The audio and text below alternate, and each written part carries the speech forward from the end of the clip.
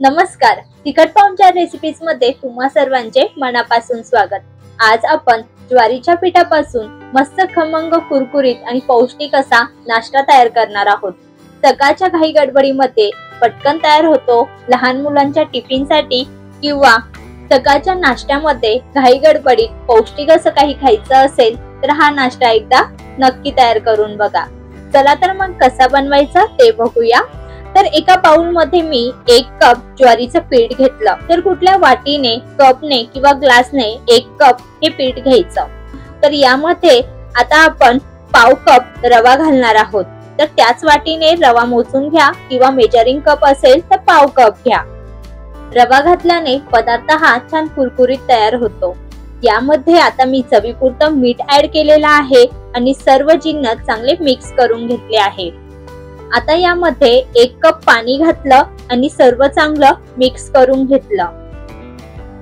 आता यामध्ये ज्वारीचं पीठ आणि रवा असल्यामुळे पाणी हे थोडंसं कमी जास्त होऊ शकतं। तर सुरुवातीला पाणी हे 1 कपच वापरलेलं आहे, नंतर लागल तसं पाणी यामध्ये थोडं थोडं ऍड करत जायचं।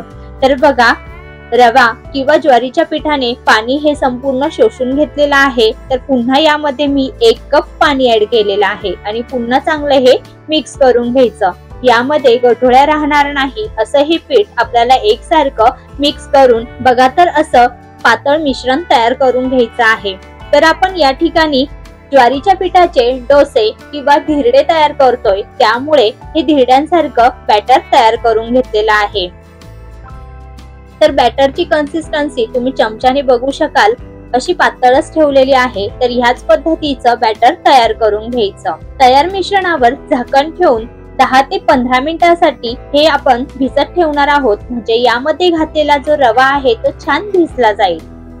तर दुसरीकडे गॅसवर पॅन गरम करून त्यामध्ये थोडंसं तेल घातलं। तेल गरम झाल्यावर त्यामध्ये पाव चमचा जिरं आणि पाव चमचा मोहरी घातली आहे। जिरं मोहरी छान फुललं की लगेच त्यामध्ये 2 ते 3 छोटे चमचे बारीक चिरलेला कांदा हलकासा गोल्डन ब्राऊन रंगावर परतून घ्यायचा आहे। जास्तही डार्क रंगावर कांदा हा परतवायचा नाही, हलकासा याचा कच्चापणा नाहीसा होईल इतपत आपल्याला तो परतून घ्यायचा आहे। यातच मी 1 हिरवी मिरची, बारीक किसलेलं गाजर आणि बारीक चिरलेला टोमॅटो ऍड केला। आवडत असेल तर शिमला बारीक कट करून सुद्धा घालू शकता।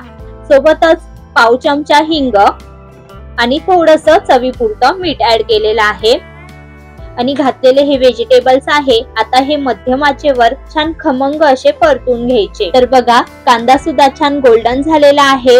बाकीचे जे जिन्नस आपण घातलेला आहे, टोमॅटो, गाजर, हिरवी मिरची, ते सुद्धा व्यवस्थित असे परतले गेलेले आहे। अर्धवट हे कच्चेच ठेवायचे आहे, जास्तही परतवायचे नाही। बघा, तर आता इतपत मी हे परतून घेतलं, गॅस बंद केलेला आहे।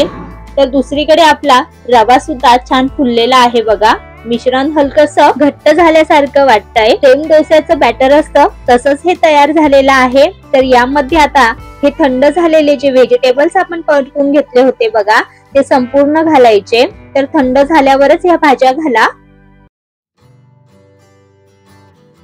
आणि आता यातच बारीक चिरलेली कोथिंबीर। तर यामध्ये जे आपण व्हेजिटेबल्स वापरले ना, ते आपण आपल्या आवडीनुसार कमी जास्त करू शकता। तर घातलेले हे सर्व व्हेजिटेबल्स या पिठामध्ये मिश्रणामध्ये चांगले एकजीव करून घेऊ, छान मिक्स करून घेऊ। तर मस्त पौष्टिक आणि रुचकर हे धिरडे तयार होतात। शिवाय बनवायला सुद्धा सोपे आहे। यामध्ये ना तुम्ही फोडणी न देता कच्चा कांदा आणि टोमॅटो सुद्धा ऍड करू शकता। तर मिश्रण थोडंसं मला घट्ट वाटत होतं, तर यामध्ये मी थोडंसं अर्धा कप तरी पाणी ऍड केलेलं आहे आणि चांगलं हे मिसळून घेतलं।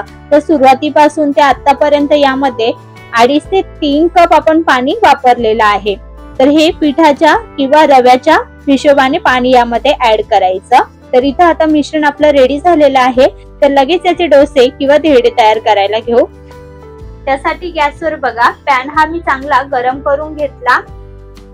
आता गॅसची फ्लेम ही मध्यम करायची आणि पॅनला तेल किंवा तूप लावून घ्यायचं आणि तयार मिश्रण बघा असं दाखविल्याप्रमाणे एकसारखं पसरवून घ्यायचं। तर बाहेरून आतमध्ये हे मी चांगलं पसरवून घेतलं।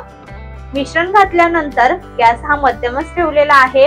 यावर झाकण ठेवायचं आणि मिश्रणाची वरची बाजू जी आहे ती पूर्णपणे कोरडी होईपर्यंत आपल्याला हे वाफवून घ्यायचं आहे। तर साधारणपणे मिनिटभरातच वरची बाजू छान अशी कोरडी होते बघा।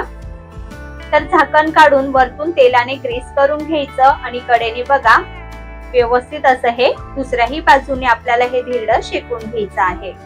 सुरुवातीला जर तवा व्यवस्थित गरम करून तेल पाण्याने जर ग्रीस करून घेतला ना तर धिरडं हे व्यवस्थित न तुटता निघतं बघा। तर छान असं खमंग हे भाजलं गेलेलं आहे आणि जाळी देखील सुरेख आलेली आहे।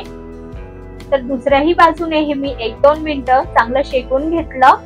मस्त रुचकर आपलं इथे ज्वारीच्या पिठाचं जाळीदार असं धिरडं तयार झालेलं आहे।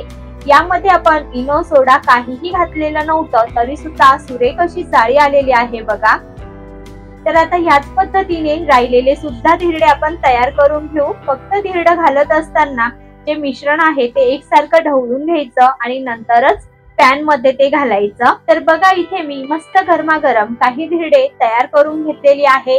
सोबत इथे मी हिरवी चटणी सुद्धा तयार केलेली आहे। मस्त मऊ लुसलुशीत रुचकर आणि पौष्टिक आपले हे ज्वारीच्या पिठाचे धिरडे तयार आहे।